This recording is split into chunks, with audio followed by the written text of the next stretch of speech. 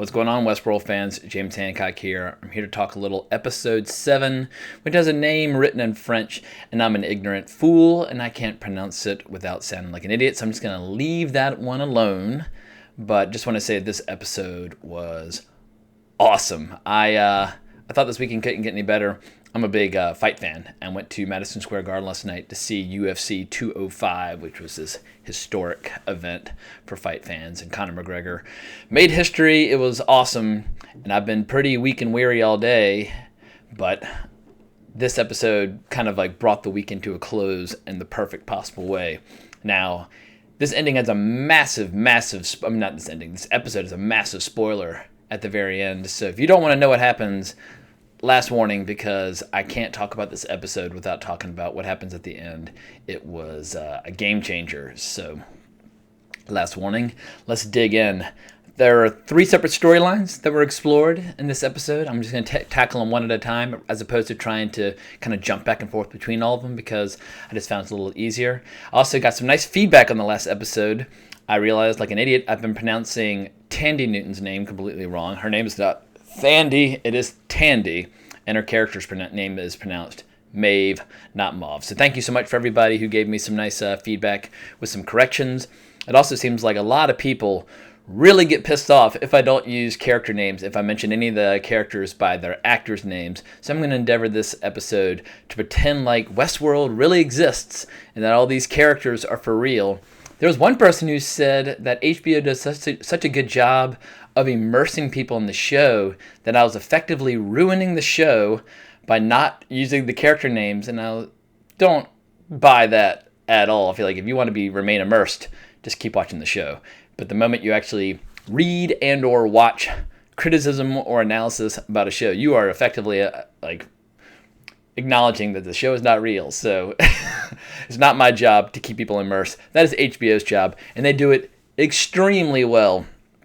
Now, one of my favorite character lines or storylines in the show is by far that of Maeve, and this episode was no exception. Maeve is rapidly...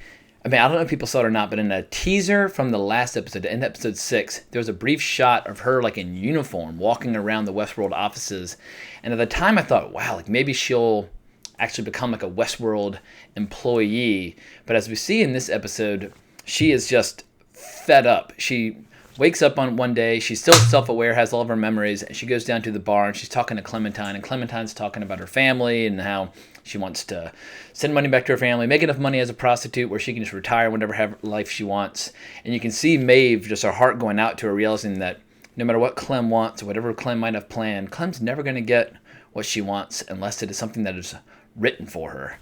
And all of a sudden everything freezes, and Maeve assumes that these doctors and these lab rats are coming for her, so she tries to go motionless as well and grabs a knife. And then meanwhile, they're actually coming for Clementine because they're going to do something, well, we find out something terrible to her, and they take her away. But finally, Maeve decides she's had enough. She arranges to wake back up in the doctor's office. They warn her that she's doing this too frequently, but what she really wants to do is try and save Maeve. I don't want to talk about what happens to Maeve quite yet, because that's kind of a separate storyline, but what she sees makes her realize it's time to get the fuck out of Westworld. And the doctors warn her that it's basically a suicide mission, and that Westworld's going to protect their intellectual property. They'll never let her leave. She reminds them that she's died millions of times, that she's not afraid of death whatsoever. The doctors have never died once, and that if they value their lives, they're going to do as she says. So it looks like Maeve is ready to bust on out of this joint, and personally, I'm rooting for her all the way. Now, the other big storyline, before I get to the main one, was Will and Dolores. Will and Dolores are still on this extraordinary adventure. They're riding on this train through, the Ghostland territory, or what are these guys called?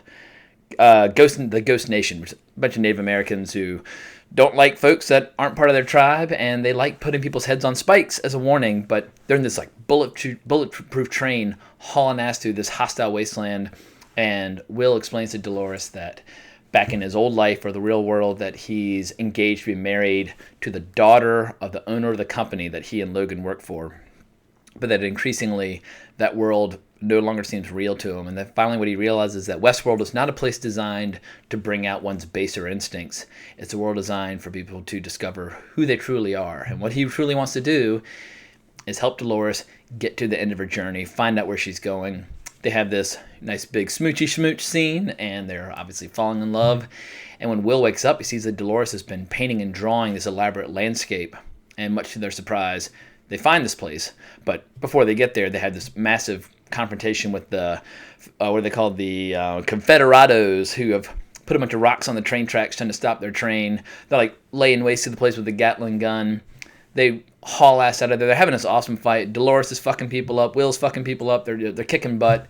And then the Ghost Nation attacks as well, removes the remaining Confederados, allowing Will and Dolores to escape. And basically the episode ends with them being told that they've reached the end of the known land and that what's beyond is unexplored territory. And it looks identical to what Dolores drew from her dream.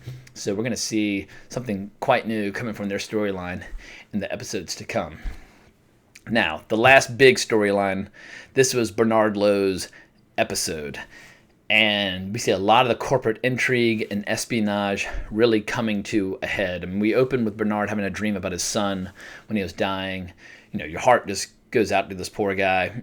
And he's talking to the host, Hector, you know, that badass outlaw who dresses in all black and has to kick ass weapons, asking him questions about questioning reality.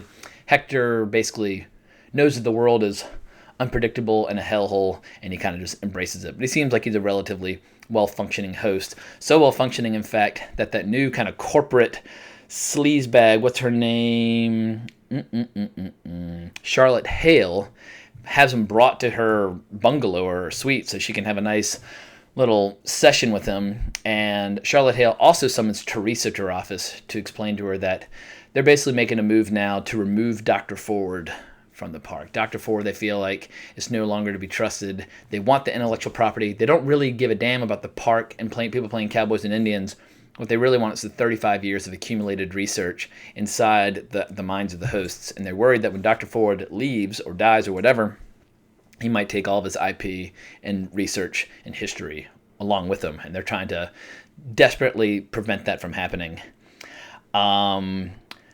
Bernard, he continues to kind of like try to figure out whether or not he can trust Teresa, but the situation really comes to a head when he sees what they're doing with Clementine. They basically arranged this demonstration where they're trying to prove that the reveries that have been programmed into them are making it so that the hosts become hostile to the guests and essentially are in danger of hurting the guests because they can remember the horrible things that happened to them. And there's this great scene where Clementine first gets threatened and attacked. They wipe her, and then they create a situation again where she just starts beating the hell out of her assailant, and that's to essentially be put down because she won't stop.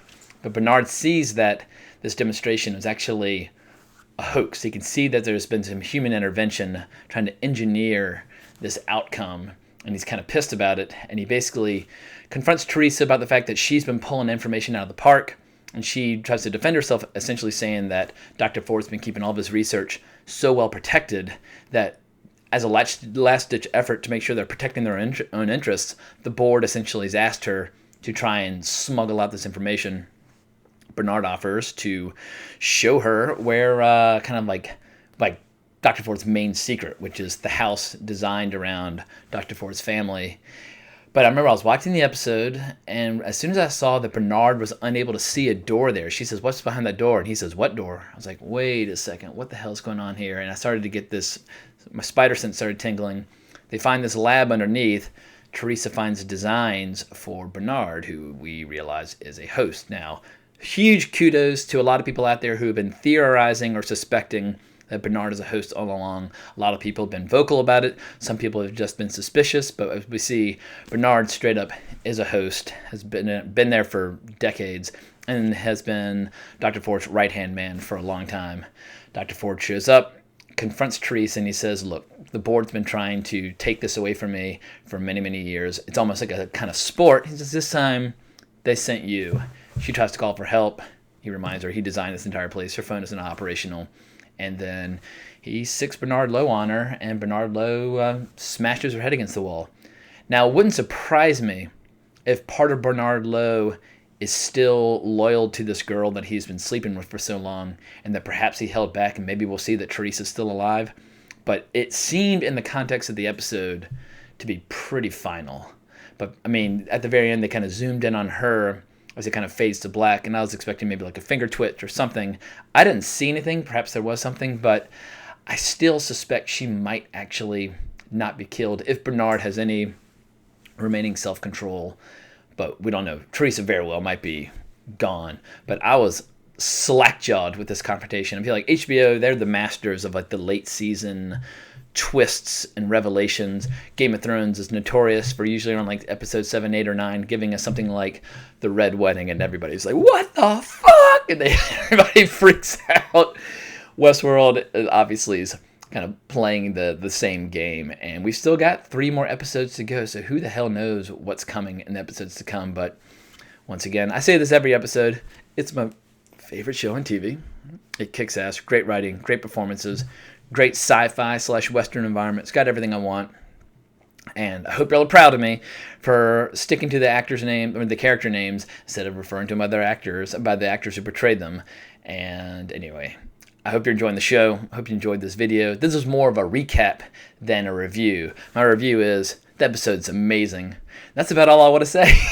I just wanted to talk about it.